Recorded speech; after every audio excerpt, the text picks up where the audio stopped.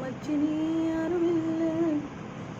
கம்பக்கூழல் போட்ட உப்பு கஞ்சியெல்லாம் சேதல் போலே கண்டபோதே இந்த மூஞ்சி நெறிஞ்சு போச்சு நெஞ்சுக்குள்ள நகுல முக்குல தொட்டமான நடி குட்டி போட்டு பூனை போல காலை சுத்தி குழஞ்ச சொந்தக்காரன் நான் தானே தொட்டு பார்க்க கூடாதாம்.